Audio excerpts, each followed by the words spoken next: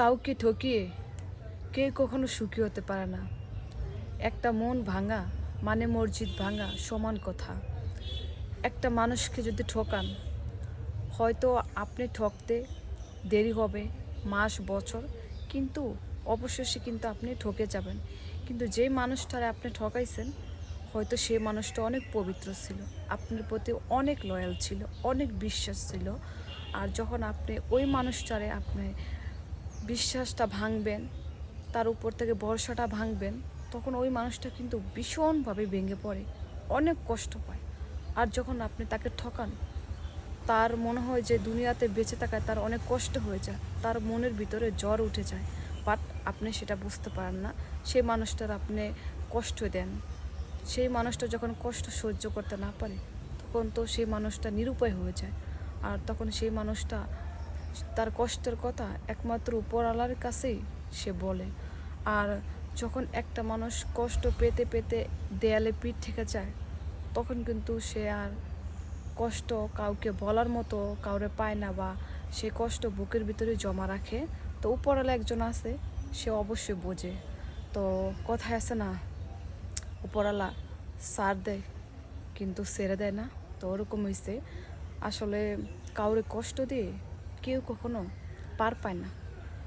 আপনি আজকে যাকে কষ্ট দিবেন, পরবর্তীতে আপনি কিন্তু দ্বিগুণ কষ্ট পাবেন, ভোগ করবেন। হয়তো সময়ের অপেক্ষা। সো কাউরে কষ্ট দেওয়া ঠিক না, কারোর সাথে বেইমানি প্রতারণা করা ঠিক না।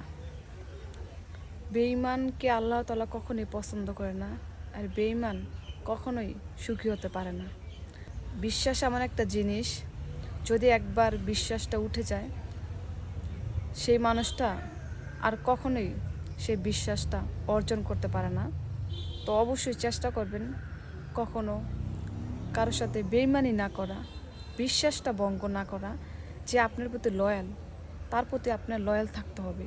তাহলেই আপনাদের ভালোবাসাটা বিশ্বাসে পরিণত হবে, এবং আপনার প্রতি তার টান, মায়া, মহব্বত সব কিছু থাকবে। আসলে কি জানেন, আপনার প্রতারণাটা প্রিয় মানুষের সাথে করা ঠিক না। আর বর্তমানে প্রতারণার মানে কে সত্য কে মিথ্যা, সেটা যাচাই করা অনেক কঠিন। তো যে মানুষটা আপনারা বিশ্বাস করে, আমি বলবো যে সে মানুষটারা কখনো আপনি ঠকায়েন না। কারণ আপনি যাকে এখন ঠকাবেন, পরবর্তীতে কিন্তু আপনি দ্বিগুণ ঠকবেন। যে মানুষটা আপনার লাইফে প্রথম আসছে, সেই মানুষটাই আপনার সঠিক। আর দ্বিতীয় মানুষটা যখন আসবে, সে মানুষটা কিন্তু আপনার জীবনে সঠিক না। তো সেটা আপনারা বুঝেন না। অবশ্যই সেই মানুষটার আপনার বুঝে নিতে হবে, খুঁজে নিতে হবে। হারাইলে কিন্তু পাইবেন না। একবার যেটা হারাইবেন, সেটা কিন্তু আর কখনোই ফিরে পাইবেন না। তো অবশ্যই কখনো কারোর সাথে বিশ্বাসঘাতকতা, বেইমানি করবেন না। অবশ্যই বিশ্বাসের মর্যাদাটা রাখার চেষ্টা করবেন। তো ভিডিওটা যদি ভালো লাগে, সর্বোচ্চ শেয়ার করে দেন অন্যকে দেখার জন্য। আর কেমন হচ্ছে কমেন্ট করে জানান।